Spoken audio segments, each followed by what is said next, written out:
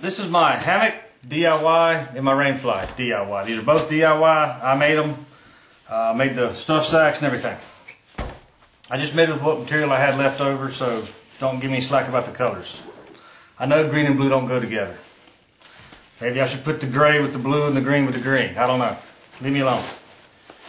Tree huggers made out of some rock climbing webbing from back in my rock climbing days. My suspension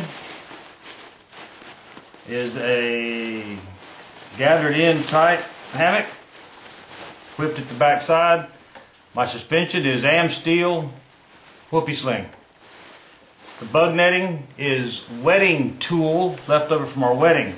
I believe I've got this actual hammock on YouTube on how I made it and the different steps in making it, so check that out if you want.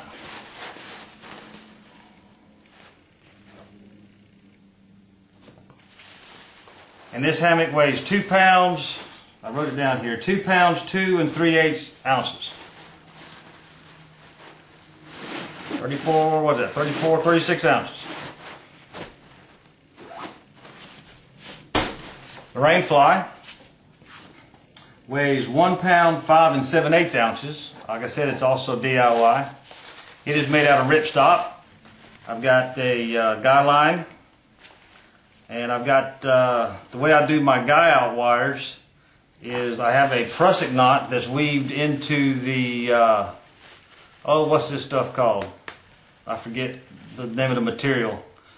Everybody mispronounces it, even I did when I first saw it. But anyhow, there's a prusik knot woven, looped into the loop of that material.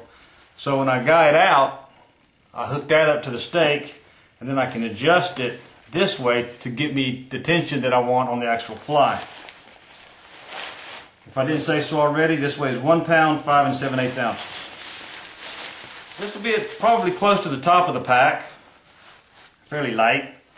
Try to keep the heavier stuff at the bottom. But the way I set this up is I use a no knot setup. I can set this entire operation up with no knots. I can either use a slip knot to loosen it, or I can pull on a loose tag and it'll unravel everything. And I don't have to worry about being cold in the morning trying to untie them tight little knots to break down. So I will demonstrate how I do the no knot setup when we get there. Alright, next on the list is my sleeping situation. It's REI bag down. I haven't compressed it all the way. I just put it in here real quick so I could get it to have some sort of shape so I could weigh it. The sleeping bag weighs 2 pounds and 3 ounces. It's an REI bag. Can't remember the name of it. But it's a 25-degree down sleeping bag.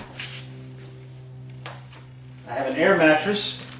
It's an ultralight air mattress. Obviously it's not self-inflating. Now this little contraption here is just a big long plastic tube that's stuck down into the bag. I bought from themillair.com. This is called the Instaflator. I'll give you a demo on that if you want to see a quick demo on it. Go to Jason Class's video YouTube channel. He actually did an interview with the inventor of the Instaflator and he demonstrated it there. I received this. I've tested it several times. It works great. I can blow this air mattress up in 2 breaths in about 3 minutes. Very cool.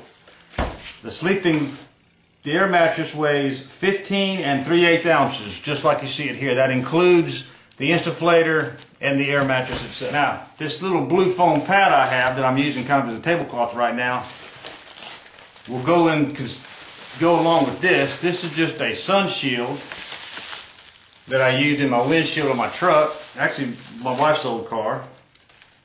I got one similar to it in my truck. I use this up underneath the blue foam pad, and this just gives me a little extra insulation and a little bit of comfort. I'm a fan of multiple use items. I'm not quite as proficient at it as I need to be, so that will take some practice. I have extra tree huggers. These are just some backup tree huggers that I've made out of rock climbing webbing. And I will use these to wrap the foil into the blue to make a tube, and this will be strapped at the bottom of my pack. Together these two weigh, including the straps, 1 pound, 5 3/4 ounces.